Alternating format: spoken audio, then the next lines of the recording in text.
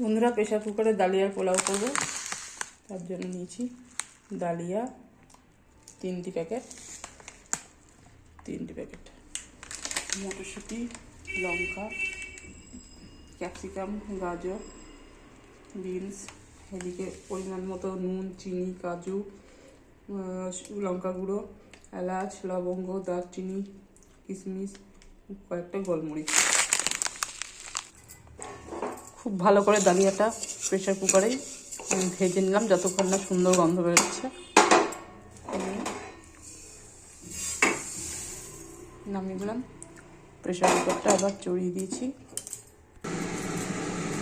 কুকারের মধ্যেই কিছুটা পরিমাণ সাদা তেল, বেশ খানিকটা পরিমাণে সাদা তেল দিলাম, যদি আমার ননস্টিক এটা, তবুও সাদা তেল একটু বেশি পরিমাণেই দিলাম। তেলটা গরম হচ্ছে, এদিকে চিমনিটা চালিয়ে নিয়েছি। তেল গরম হয়ে গেছে, এই সময় কয়েকটি এলাচ ফাটিয়ে দিলাম।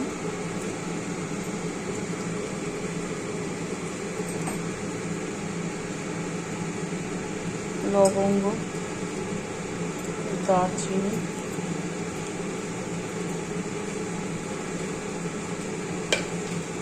কয়েকটা গোলমরিচ। এগুলো যখন হয়ে এসেছে তখন ক্যাপসিকাম দিয়ে দিলাম।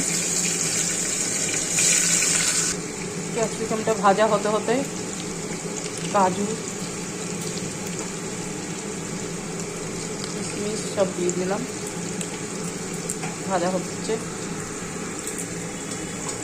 সমস্ত ভাজা হয়ে যাবে, একটু কাজুগুলো দিয়ে দিচ্ছি, কাজুগুলো ভাজা ভাজা করছি। গাজরও দিয়ে দিলাম।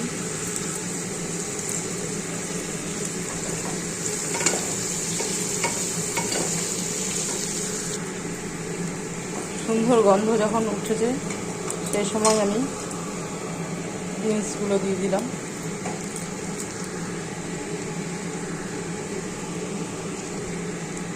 বন্ধুরা দেখো, অপূর্ব গন্ধ ছেড়েছে। এই গন্ধ যদি তোমাদের শোকাতে পারতাম তাহলে তোমরা বুঝতে পারতে। খুব সুন্দর গন্ধ ছেড়েছে।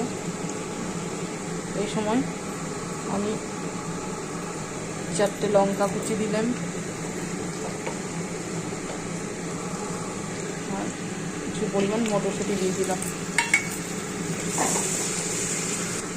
ভালো করে যখন ভাজা হয়ে গেছে তখন আমি ডালিয়া ছেড়ে দিলাম। ডালিয়াটাও খুব ভালো করে ভাজছি সেই তেলেই।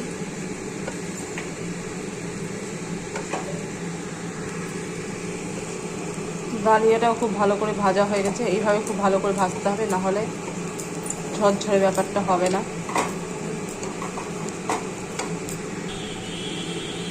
এই সময় নুন, চিনি আর একটু লঙ্কা গুঁড়ো দিয়ে দিলাম।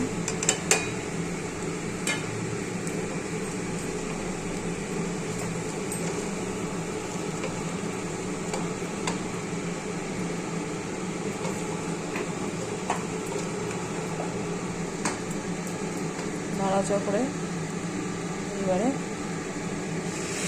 জল দিয়ে দিলাম পরিমাণ মতো। 3 প্যাকেট ছিল, আমি 3 গ্লাস জল দিয়েছি। দেখো বন্ধুরা, সুন্দর হয়ে গেছে। এই নামানোর আগে আমি একটু ঘি আর একটু গরম মশলা দিয়ে দিলাম।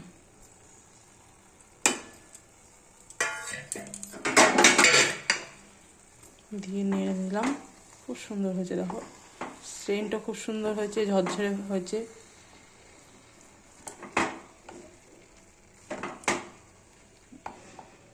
দেখো, তোমাদেরকে আমি ডিশে নামিয়ে দেখাচ্ছি, কত সুন্দর হয়েছে। এইভাবে করবে বাড়িতে তোমরা, খেয়ে দেখো, খুব টেস্টি হয়।